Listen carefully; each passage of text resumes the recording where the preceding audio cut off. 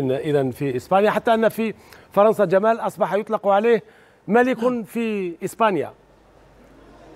ملك يمكن في نسأله هل إسبانيا. أصبح ملكا في إسبانيا؟ سأسأله. نعم. تفضل. زيزو enhorabuena. Su equipo sigue siendo con 6 puntos de نجح ventaja في الحفاظ على فارق 6 نقاط ورقم قياسي جديد، 35 مباراة بدون هزيمة.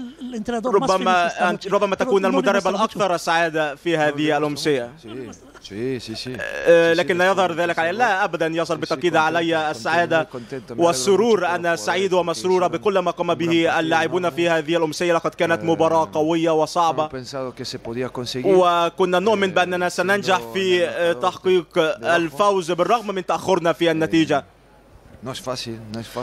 ليس من السهل أن تحقق الفوز في هذه المباراة وتسجيل الهدف في الدقائق الأخيرة، ولكن هذه الأمور تحدث بالتأكيد. وفي النهاية يجب أن نهنئ الخصم لأنه أدى مباراة جيدة بكل تأكيد. لكن أنا سعيد ومسرور بكل ما قام به اللاعبون جميعا. لقد قدموا مباراة قوية، ويجب أن نهنئ الجمهور لأننا بالتأكيد في نهاية المطاف نحتاج لمساندة الجمهور. عندما ما زال هناك وقت في المباراة ويتواجد سيرخيو على أرضية الميدان، دائما ما يكون هناك أمل. نعم، الأمل دائما موجود. نحن نعرف جيدا ما يمتلك سيرخيو هو رجل الهدف، لديه شخصية وعقلية قوية، وعندما تتصعب علينا الأمور دائما ما يكون متواجد في الوقت ركلة ركنية، وكنا نعرف أنه يسدد بالرأس بصورة جيدة، وكنا نؤمن بما سيقوم به، ونجح في تسجيل الهدف في الدقيقة المهمة وفي الوقت المناسب لفوز هذه المباراة.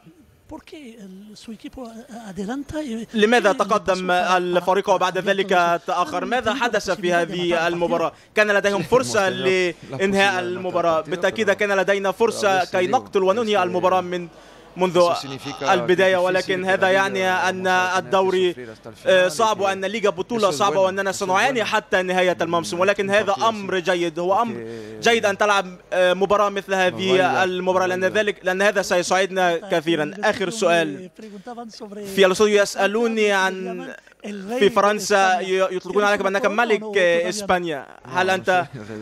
أنا لست ملك إسبانيا، ولكن نحن مسرورون بما نقوم به وبما نفعله، ويجب أن نوصل على هذا النسق. شكرا جزيلا. إذن عودة إليك بعد زيزو المتواضع ولكن الذي لا يخفي سعادته.